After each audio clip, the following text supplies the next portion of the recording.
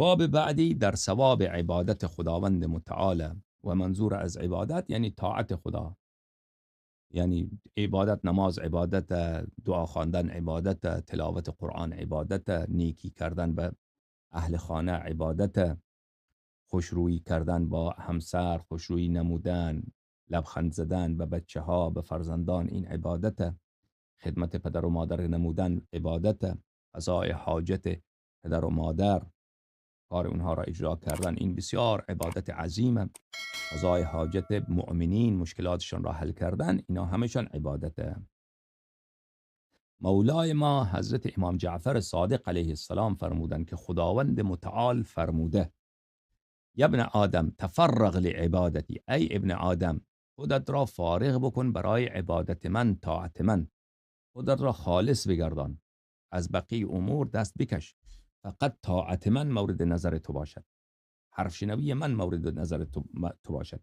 اگر این کار کردی، املأ قلبک غنا، املأ قلبک غنا، من قلب تو را از بینیازی پر میکنم.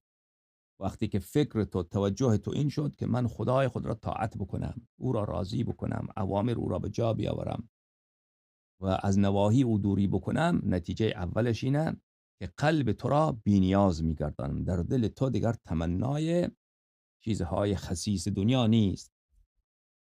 ولا اکلک ولا اکلک الی طلبک، و تو را به خاطر خواهش هایی که داری، تمناهایی که داری، حوائجی که داری، تو را برده اونها نمی سازم. ما و شما زندگی ما چیه؟ بردگی خواهش ها، بردگی تمناها. یعنی این تمنای آدم، شما در فکر خود یک رویایی داری که من میلیونر بشوم، من فلان چیز بشوم، من فلان کس با فلان کس ازدواج بکنم، من اینقدر ماشین داشته باشم، من اینقدر خانه داشته باشم، من به فلان مقام برسم. این یک رویا هست، این یک تفکره، یک ایده در فکر شما هست، یک تمنا، یک هوسی در فکر شماست. بعد بقیه تمام کارهای شما برای رسیدن اون هدفه، چون شما هدفت را قرار دادی شما باید میلیونر بشوی، اگر در این مسیر باید زحمت بکشی. پس شما چی شدی؟ برده یک تمنا شدی، برده و بنده یک فکر شده، یک خواهش شده، یک هوس شده. امام علی خداوند متعال فرمود که تو خودت را خالص برای طاعت من بکن، ببین که من چی گفتم اون را به جا بیاور. من در دل تو بی‌نیازی داخل میکنم که تو نیازی به هیچ کسی نداشته باشی، و بعد تو برده و غلام و نوکر و فرمانبردار این هواهایت نباشی.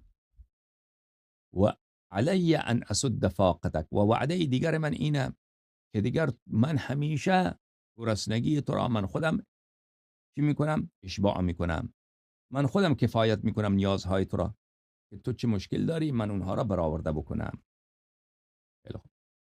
و املأ قلبی خوفا، قلبک خوفا منی، و در دل تو اون زمان تقوا جا می نهم، در دل تو تقوا، ورع الهی، خوف الهی جا می نهم.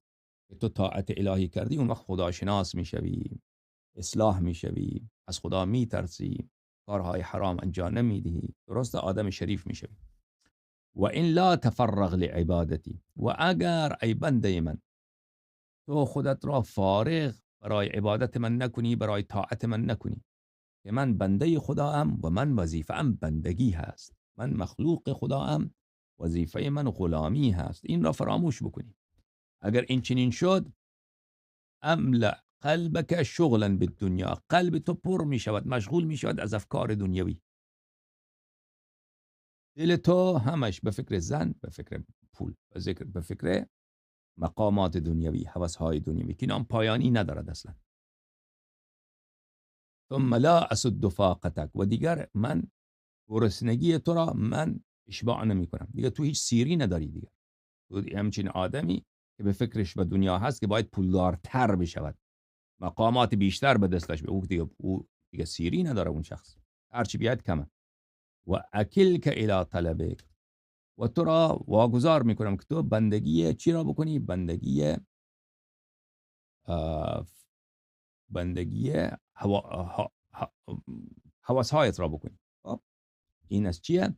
اینه که آدم باید خودش را بنده ببیند، بنده ببیند، خودش را بگوید که من وقف شدم، من دیگر هدفی ندارم به جز از طاعت پروردگار عالم، که آنچی که خدا فرموده آنها را به جا بیاورم.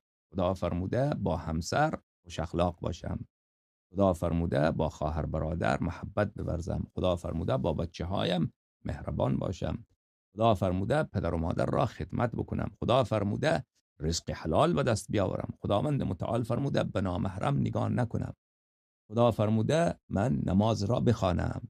خب اینا رو که انسان نیت خود قرار بدهد و خودش را وقف بکند برای چی؟ برای طاعت خدا، این شخص، این خداوند متعال این کار را با او میکند. خب این وعده هایی که خدا فرموده. خب مولای عالم، سید ما، هادی ما، مرشد ما حضرت امام جعفر صادق علیه السلام فرمود که خالق ما و شما، پروردگار ما و شما، خدای مهربان ما و شما، خداوند عظیم و شأن ما و شما فرموده: یا عبادی الصدیقین تنعموا بعبادتی فی الدنیا فانکم تتنعمون بها فی الاخره. ای بندگان راستین من، ای بندگان راستین من، تنعموا بعبادتی فی الدنیا، تا زمانی که در دنیا هستید این بندگی من را نعمت بشمارید، تا زمانی که در دنیا هستید بندگی من را سعادت بشمارید، تا زمانی که در دنیا هستید لحظه لحظه دنیا طاعت من را، بندگی من را، سرخم کردن در بر پیش خداوند متعال که امر خدا چیست که آن را به جا بیاورم، این را بزرگترین خوشبختی برای خودتان بدانید. تتنعمون بها فی الاخره، وقتی که این چنین شد این بعد تبدیل می شود به نعمتهای ابدی، به شادمانی ابدی، به سعادت ابدی در سرای باقی، در سرای ابدی، در دنیای آخرت.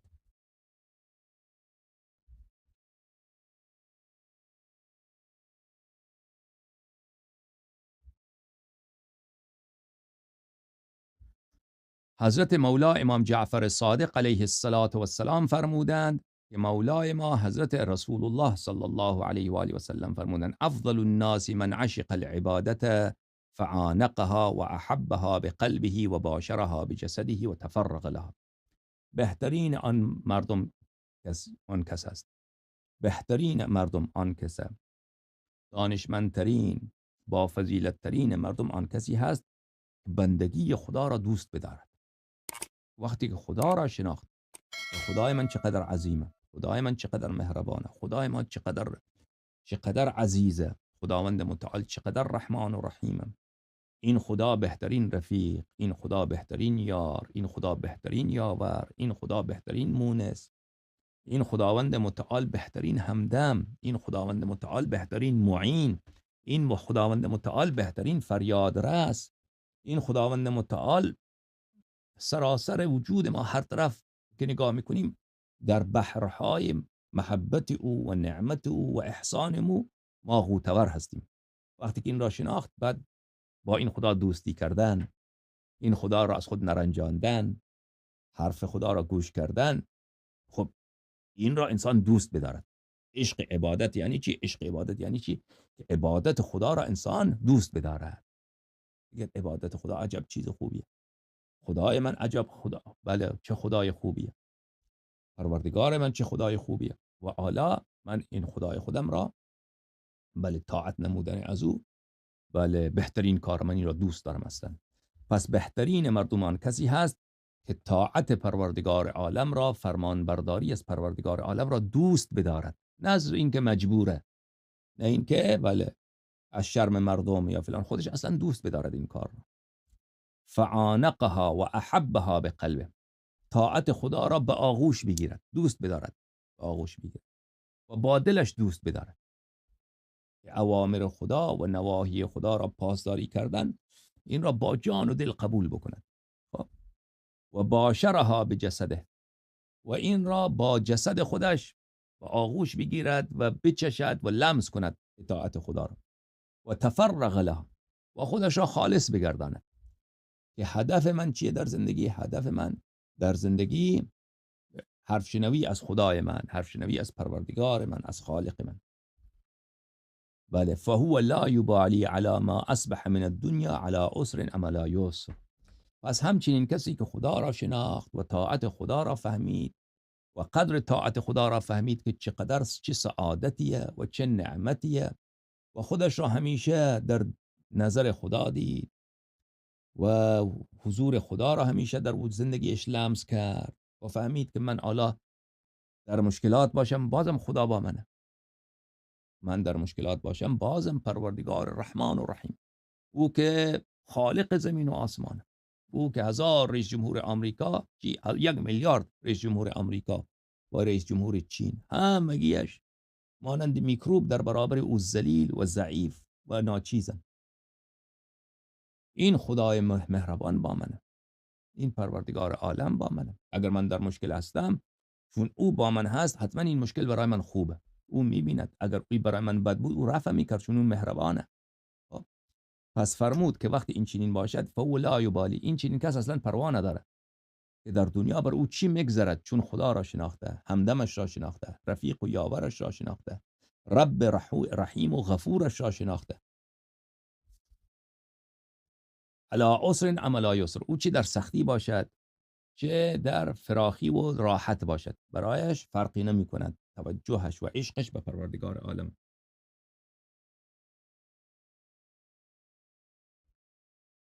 خیلی خوب، خدمت شما عرض کردم که عبادت، منظور از عبادت چیه؟ طاعت خدا، فرمان برداری خدا. تنها نماز و تنها دعا کردن و تنها نماز شب خواندن اینا عبادت نیست.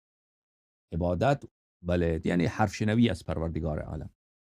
بله عیسی ابن عبدالله میگوید من خدمت مولای عالم، سید عالم، قرآن ناطق، بحر حقایق، امام مغارب و مشارق، امام جعفر صادق علیه السلام عرض کردم جعلت فداک مل عباده، جانم به فدایت. منظور از عبادت چیه؟ عبادت چیه؟ فرمود حسن النیت بالطاعت من الوجوه التي یطاع الله منها. این عبادت یعنی اینه که آدم با نیت نیکو، با نیت خوب اون چیزهایی را که خدا فرموده به جا بیاورید و اونها را آدم به جا بیاورد با نیت خوب، با نیت نیک، با از نه از روی این که میخواد مثلا یک کسی را مغلوب خود بسازد، هدفش یک چیزهای بدی باشد. درسته؟ خدا را اطاعت بکند با نیت پاک، با دل پاک که خدای من وحده لا شریک، خدای من عظیمه، من بنده او هستم، من از او هیچ جایی نمیتونم فرار بکنم، او خوبه، او یار و یاور من، او این همه احسان بر من کرده، نامردیه، روسیاهیه که من بخواد در برابر احسان او کارهای بد انجام بدم. خب این باید فکرش باشه. حسن النیتی بالطاعه، با نیت پاک، با دل پاک آدم طاعت بکند. کی را طاعت بکند؟ خدا را. چگونه طاعت بکند؟ اون وجوه التي یطاع الله منها، اون راههای طاعت دیگر، راههای طاعت عرض کردم، رزق حلال خوردن، نماز اول وقت خواندن، دروغ نزدن، اینا طاعت پروردگار عالم.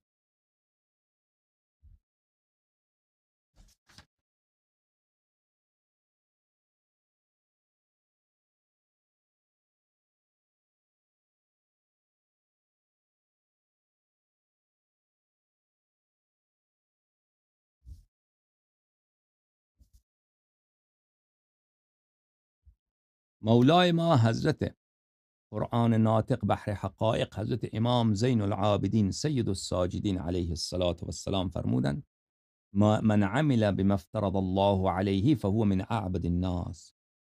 هر کسی که بر واجبات الهی عمل کند، او چی کسی؟ او از عابدترین مردم. همین که واجبات الهی رو شما به جا آوردید دیگر شما اهل عبادت خدا هستید. اونم چه عبادت؟ از عابدترین مردم هست. چقدر خوب این خدای پاک ما، خدای مهربان ما راه نجات را آورده برای ما. ما باید از این فرصت استفاده بکنیم.